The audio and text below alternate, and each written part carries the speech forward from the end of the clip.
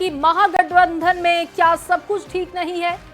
बिहार चुनाव में जीत की रणनीति बनाने में जुटे महागठबंधन को बड़ा और तगड़ा झटका लगा है। बड़ी खबर आपके सामने रख रहे हैं। जेएमएम ने महागठबंधन से अलग राह का ऐलान कर दिया। प्रेस कॉन्फ्रेंस कर पार्टी महासचिव ने इसकी घोषणा की। जेएमएम ने बिहार में 6 सीटों पर चुनाव लड़ने का ऐलान किया और कहा कि ये संख्या बढ़कर 10 तक जा सकती है। जेएमएम ने बिहार की चकाई, कटोरिया, मनिहारी, जमुई, पीरपैंती और धमदाहा सीटों पर चुनाव लड़ने का ऐलान किया। महासचिव ने गठबंधन धर्म निभाने के बाद भी बिहार में धोखा देने का आरोप लगा दिया है और कहा कि हर बार धोखा नहीं दिया जा सकता। जेएमएम ने बिहार चुनाव में प्रचार के लिए 20 स्टार प्रचारकों की लिस्ट में निर्वाचन आयोग को भी ये लिस्ट सौंपी और सुप्रिया भट्टाचार्य ने कहा कि बिहार चुनाव में जीत के बाद झारखंड में भी गठबंधन की समीक्षा होगी।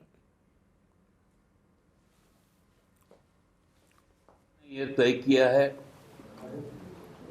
कि बिहार में अपने सांगठनिक ताकत के साथ 6 विधानसभा चुनाव में अपने उम्मीदवार को उतारेंगे। यहाँ पर झारखंड में हमने 19 में भी राजद कांग्रेस को अपना समर्थन दिया था, उनको अपनी सीटें दी थी और राजद को तो सीटें केवल नहीं दी थी,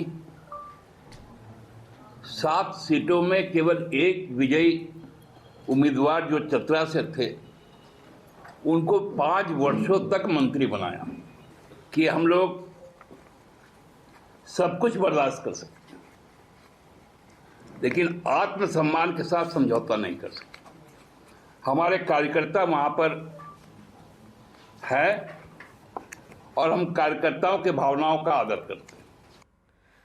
और रांची से संवाददाता गौरव झा इस वक्त लाइव जुड़ चुके हैं। गौरव, बहुत ही साफ शब्दों में सुप्रिया भट्टाचार्य ने यह कह दिया कि आत्मसम्मान से समझौता नहीं हो सकता। बिहार में महागठबंधन से जेएमएम की राह अलग हो चुकी है, 6 से 10 सीटों पर चुनाव भी लड़ सकते हैं।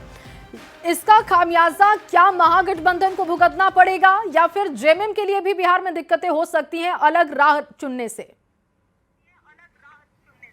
बिल्कुल, आप देखिए, अगर झारखंड मुक्ति मोर्चा ने आज अलग चुनाव लड़ने की घोषणा की है तो निश्चित रूप से इसका नुकसान बिहार के विधानसभा चुनाव में महागठबंधन के प्रत्याशियों को होगी, क्योंकि झारखंड मुक्ति मोर्चा का जो जनाधार है वो बिहार के कई सीटों पर पहले भी रह चुका है और झारखंड मुक्ति मोर्चा वहां सीट भी निकाल चुकी है। इस बार जब विधानसभा के चुनाव में 6 सीटों पर चुनाव लड़ने की घोषणा आज झारखंड मुक्ति मोर्चा ने की है तो उसके साथ साथ इन चीजों का भी ऐलान किया है कि सिर्फ 6 ही नहीं बल्कि अगर जरूरत पड़ी तो हम 10 सीटों पर जा सकते हैं। और इसके साथ साथ झारखंड मुक्ति मोर्चा ने यह कहा कि लगातार हमारे साथ धोखा हो रहा है, हम अपना जो गठबंधन का धर्म है वो तो बिहार झारखंड के विधानसभा में निभा देते हैं। जब 2019 का विधानसभा हुआ तो उस दौरान राजद ने सिर्फ 1 सीट हासिल की थी और हमने उन्हें मंत्री तक बनाया। 2024 के विधानसभा के चुनाव में भी राजद की कोटे से 1 मंत्री हमने दिया, लेकिन जब अब हमारी बारी आई तो बिहार में हमें दरकिनार किया जा रहा, हमारे मन मुताबिक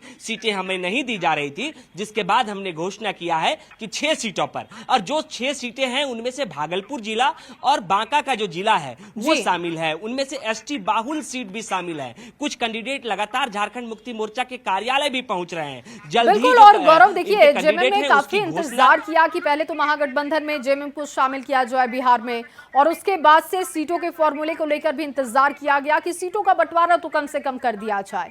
अल्टीमेटम तक दिया गया, उसके बाद भी कोई तस्वीर साफ नहीं हुई। लेकिन बिहार चुनाव में राह अलग हो गई है, लेकिन इसके साथ ही यह भी कहा गया कि झारखंड में भी अब तस्वीर क्या होगी ये हम समीक्षा करेंगे।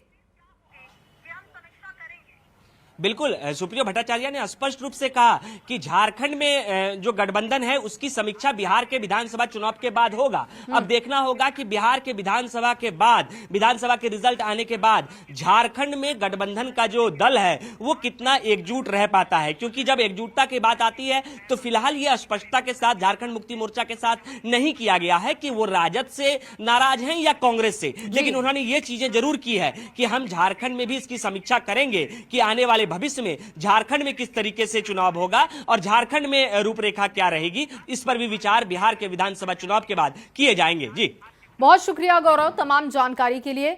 और देखिए जेएमएम की राह अलग हो चुकी है बिहार में। इसका ऐलान हो चुका है। 6 से लेकर 10 सीटों पर उम्मीदवारों के नाम का ऐलान किया जाएगा। जेएमएम की तरफ से ये बड़ा झटका कह सकते हैं महागठबंधन को बिहार में। और वहीं बिहार विधानसभा चुनाव को लेकर निर्वाचन आयोग ने बुर्का नशीन और पर्दा नशीन महिलाओं के लिए विशेष इंतजाम करने का निर्देश दिया, जिसको लेकर झारखंड में बयानबाजी तेज हो चुकी है। बीजेपी ने इसका समर्थन किया तो जेएमएम ने इस पर सवाल उठाए। गांव देहात में महिलाएं ऐसी भी होती हैं, सभी समाज में, हिंदू समाज में भी, जो पराये पुरुष के सामने चाहे सार्वजनिक रूप से चेहरा नहीं दिखाती है, घूंघट किए रहती हैं।